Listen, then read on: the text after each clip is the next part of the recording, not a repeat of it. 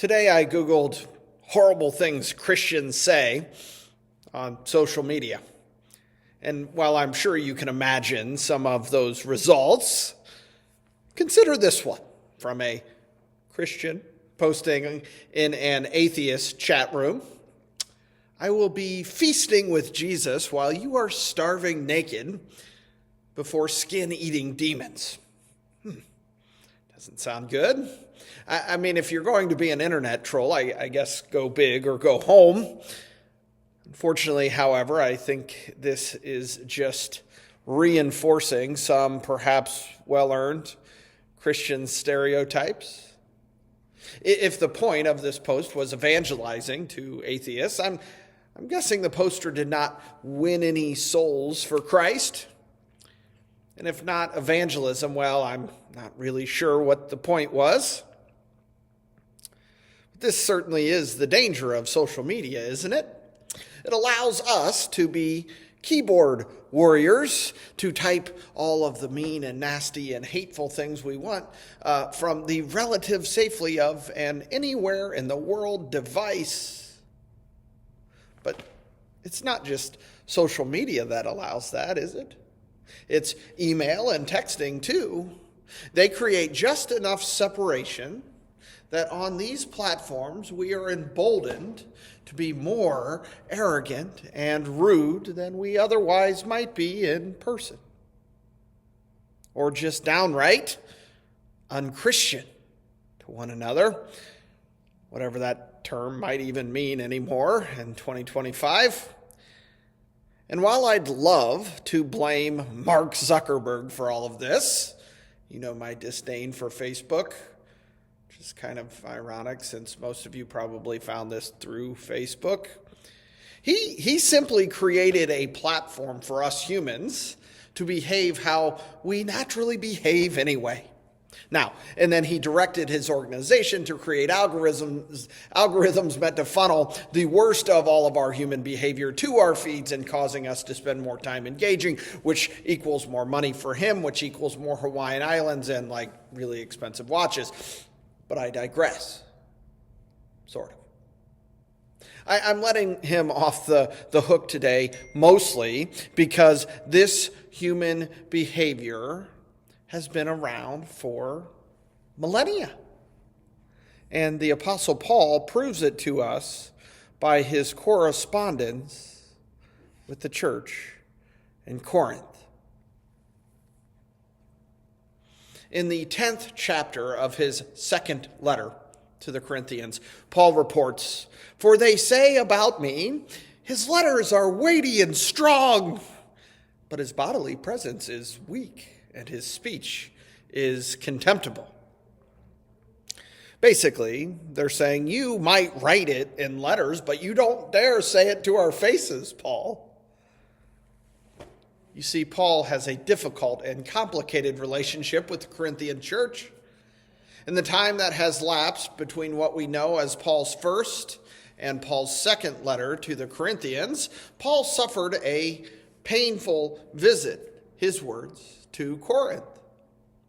After that, instead of making another visit, which he feared would be too painful, Paul wrote still another letter. So we have a first letter and a second letter, but in between there was a third letter. And in his second letter, he tells us that he wrote this other letter out of much distress and anguish of the heart and with many tears. And the reason that we don't talk about a third letter to the Corinthians very often is because this so-called letter of tears is missing. It is not part of the biblical canon because no known copy of it survives. But what Paul is telling us is that this was a painful letter to have written because he is in a painful place with these Corinthians. I explain all of this.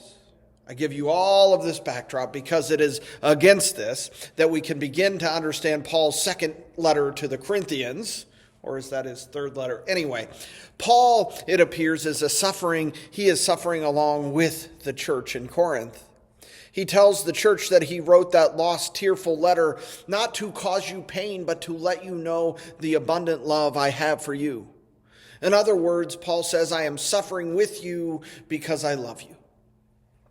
Paul insists, though some in his Corinthian community may feel he's just being a social media troll, that he loves the people of the church in Corinth, and that this loving but complicated and fraught relationship is afflicting with him also with pain and suffering and anguish. Now,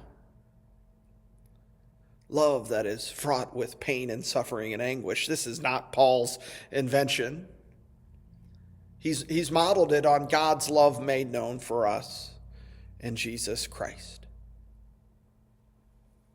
But how, pray tell, can a God-human relationship be anything like a human-human relationship? First, it can't.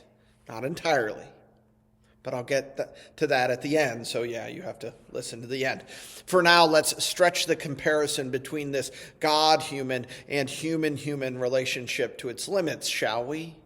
We must, because we think of our relationship with God and in human ways, so we have to stretch this relationship to understand our relationship with God.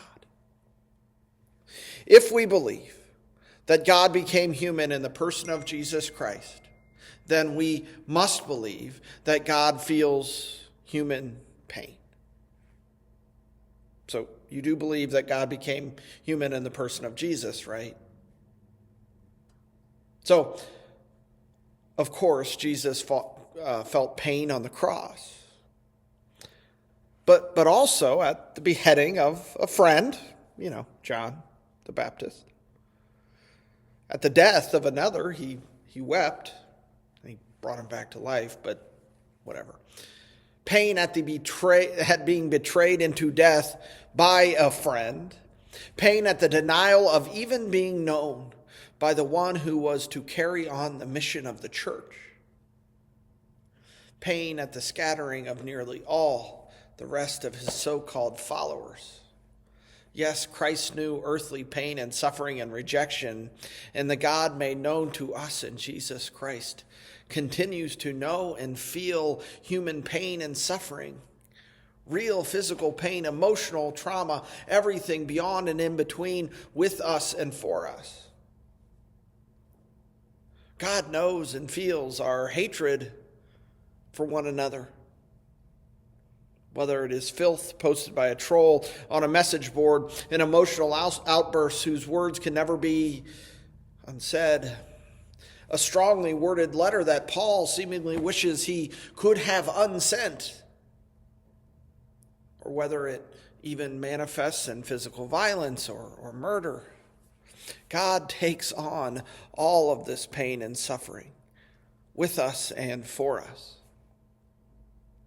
And can do it because God showed up here on this earth as a human being and himself suffered. Paul writes at the beginning of his second letter to the Corinthians, "For just as the sufferings of Christ are abundant for us, so also our consolation is abundant through Christ."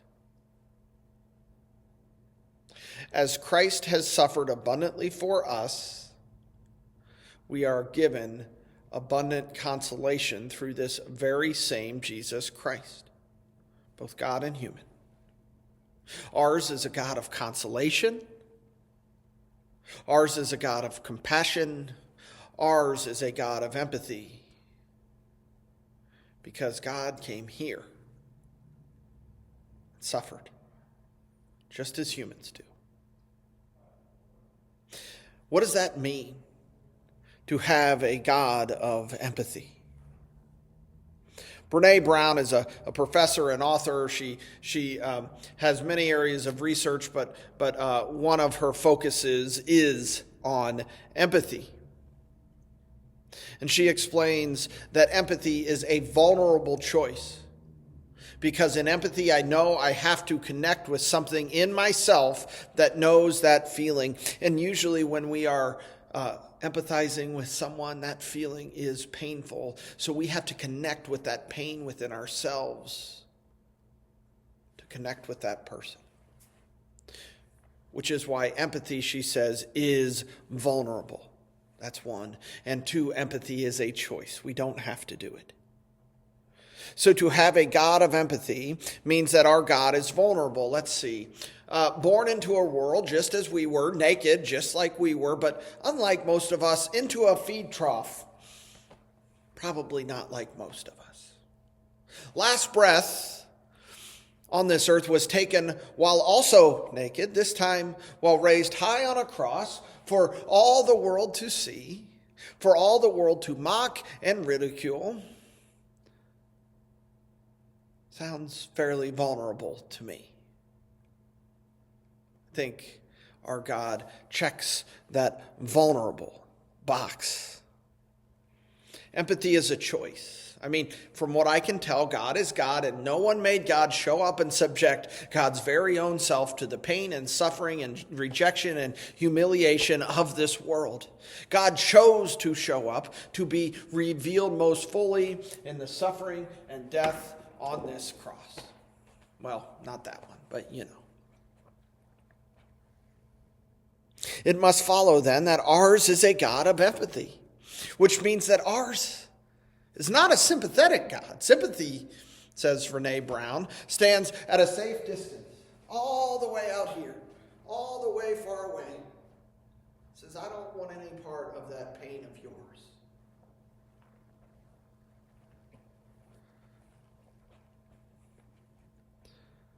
Sympathy stands at a safe distance.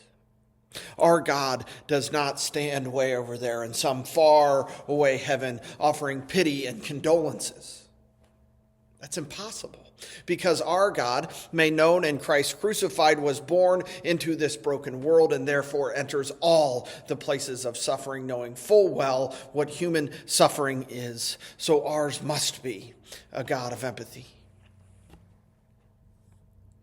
Now, here is where I need to make that caution and distinction between human relationships and God-human relationships and how it relates to empathy.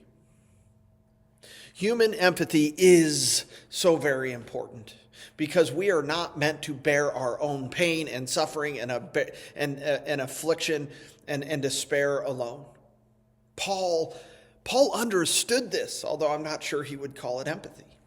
He explains, for we know that as you share in our sufferings, I'm going to say it again. For we know that as you share in our sufferings, so also you share in our consolation. Maybe not the complete textbook definition of empathy, but shared suffering and shared consolation is at the heart of empathy. But human empathy has its limits. Empathy is most effective when we connect with what someone is feeling about an experience and then sit with them in that space. But it is not taking on that feeling and feeling it for them. This is dangerous for humans. Dangerous to the other, because we cannot pretend to understand and grasp the vast array and depth of another's emotions. We can only tap into those emotions within ourselves and then use that in that space of empathy. And it's dangerous for us because taking on all the pain and all the suffering and all the despair and all the afflictions, such an act would certainly crush us, wouldn't it? We can't do that. As humans, we can and must empathize with one another, but our capacity to do this is dwarfed by God's. And Paul knows this, which is why he rightly declares our consolation is abundant through Christ. Because Christ first abundantly suffered Christ now abundantly consoles. God, in the person of Jesus Christ, took on all the sin and all the pain and all the suffering and all the despair, mine and yours and Paul and the Corinthians and all the internet trolls and all the people of all the times and all the places. And the weight of all of that all should have crushed him, as it would us. Which is why the third world thought it had crushed him. But the world's ways didn't work. Where we cannot take on all the pain and all the suffering and all the despair and all the afflictions, where we cannot overcome death, God can. And God does. The cross and all the suffering that Christ endured did not crush Jesus, the Messiah. That there is not where the story ends. Jesus Christ was crucified. Jesus Christ rises. Jesus Christ is in the here and the now. Jesus is in the joy and in the pain and in the suffering. Jesus Christ is the one who is to come. This, my dear siblings in Christ, this is and remains our consolation. Amen.